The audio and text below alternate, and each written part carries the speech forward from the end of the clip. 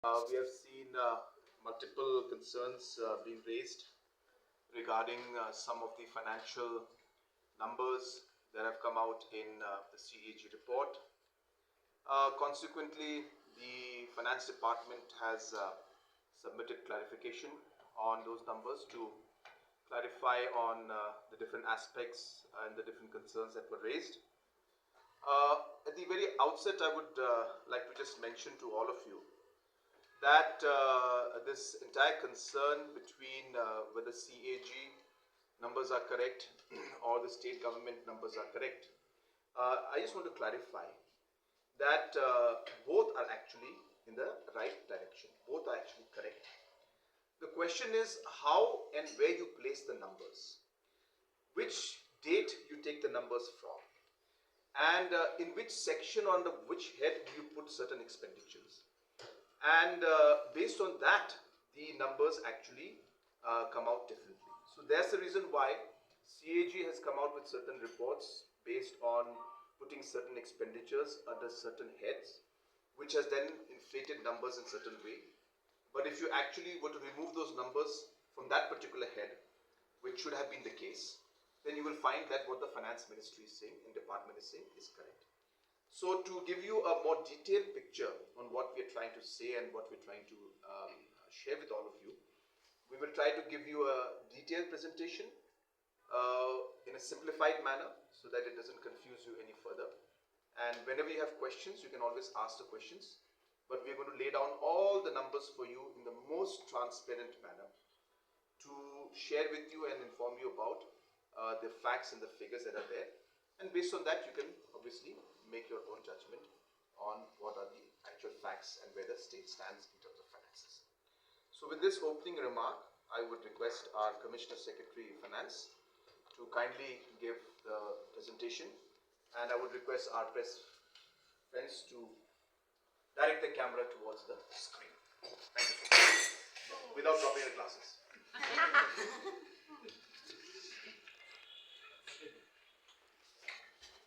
Thank you very much. Thank you, sir, and thanks to all the friends on the media. I'll quickly, it's not a complex presentation because somebody also said we are not finance experts. So we tried to simplify it nicely so that it's easy to understand. Next. So AG has raised three concerns. One is that the GSDP growth rate is not so good, like 10%. So this is the AG report of 22-23. So AG said state's GSDP, which is the state's gross state domestic product, has grown only by 10%, which is less. AG has also said that the fiscal deficit of the state in the year 22-23 as a percentage of the GDP is 6.55, which is high. AG has also said that the debt of the state, overall debt to the GSDP is 43%, which is also high. So these are the three things that the AG has said. So one by one, which we already issued a press release, but I think we want to clarify in much greater detail. So as Honorable CM just mentioned, it is about the timing of the number. See, the fundamental first number is the GSDP number, which is the gross state domestic product. So this number is computed over a 4-year period. So for this year, for example, for 24-25, we only have the first estimates.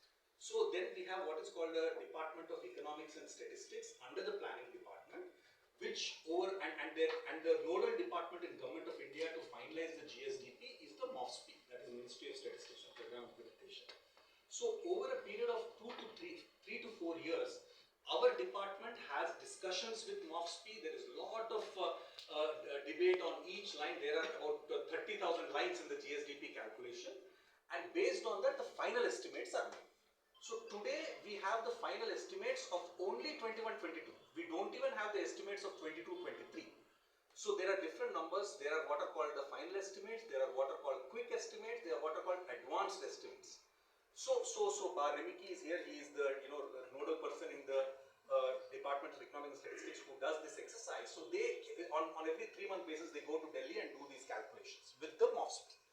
So when AG finalized their 22-23 number in June. So June they took whatever was the number.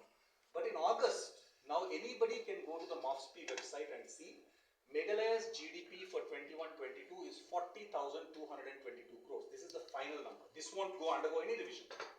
And the Meghalaya's GDP estimate for 56,551. This might still undergo some revision, but there's one more meeting in January when the final number will be frozen for 22-23. So AG has used the previous 6-month-old numbers, which were 38,000 and 42,000.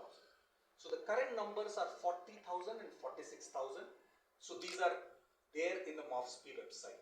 So therefore, the first clarification is that the GDP Meghalaya actually is doing well in GSDP. So unlike what AG said is that we have grown only from 38,000 and 42,000, that's a 10%. But the reality is 40,000 and 46,000, which is a 15.6%. So, just to give it in a very simple language, which Commissioner Secretary has mentioned, that when the AG did this calculation and came out with this report, which was in June, in the month of June, the numbers that they had at their disposal was the second column out there, which says 38,000 for 21-22 and 42,000 and 42,000 for 22-23, and hence the growth rate of 10.09%. During that period, the calculations for the GSDP, which is still going on and is a continuous process, is still happening. But why that is happening, if you go to the Ministry of Statistics and Program Implementation, the MOFSP, the GSDP as per MOFSP, you can see in the third column. This is the actual number which we should believe, I should say. AG did not have this number in the month of June. So this number has come out now only. And if you look at that number, the factual number is 2021-22, our GSDP was 40,000. And as of now, the quick estimates as per MOFSP is for 2022-23 is 46,000. Hence a growth rate of 15.6%. These are not our numbers. These are MOFSP numbers. And as mentioned by the Commissioner and Secretary for Finance, we expect this 46,000 also plus to be having some more improvement in that, but we won't go for that right now.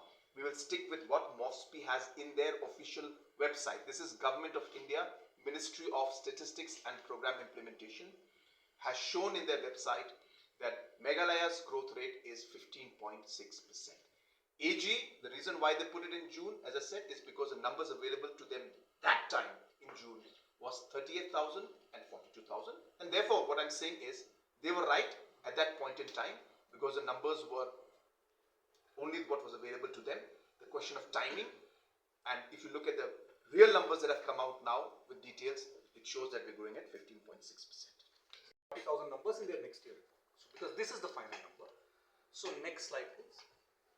Now if you look at post-COVID recovery, so this is another, so we have been saying that in the last 4 to 5 years Meghalaya is doing very well. So now the numbers, so we are today among the top 10 fastest growing states. This is again numbers from MOFSP. This is not our numbers. This is Government of India's Ministry of Statistics and Program Implementation numbers. So in 2021, at time of COVID, all states, entire country went down. Our GDP was only 33,000. 22-23 is 46. So the growth rate over this period, in this 3-year period, is 17% of Meghalaya. The country has grown at 16.6. So Meghalaya post-COVID is doing well. That is what the GSDP numbers are saying. And as I said, 46,000 is a provisional number. We expect this number to go up slightly, but we'll now stick to the 46,000 number, which is on the MOFSP form. Next. Now the question of the $10 billion economy. So this is a very interesting. We made 3 scenarios. So we went from the top. If we were to do the first one is the optimistic scenario. If we go with this 17% post-COVID growth rate, we will touch 92,000 crores by 27-28. So that will make us $11.5 billion. The third scenario is, let's say if we took a growth rate of 10 years, the last 10 years.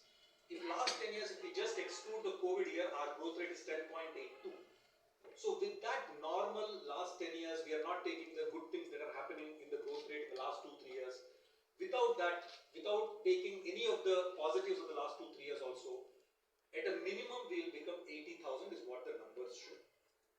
From the finance department side, our expected path is the middle path, which is 12.5. We might not, I think 14% or 15% might be too optimistic.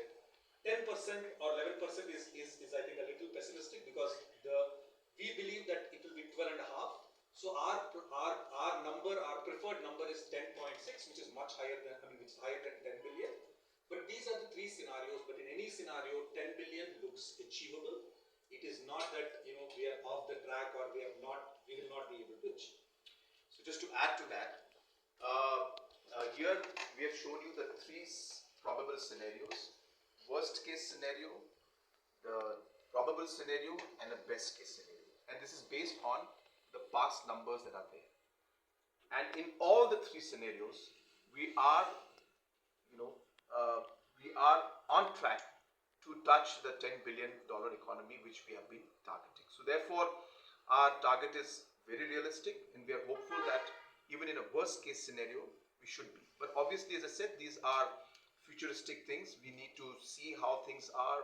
A lot depends on how the next few years go, and how we are able to work and bring in investments and go with our growth program and strategy. But if everything goes as planned, as I said, we are expected to cross our 80,000 crore mark, which is a $10 billion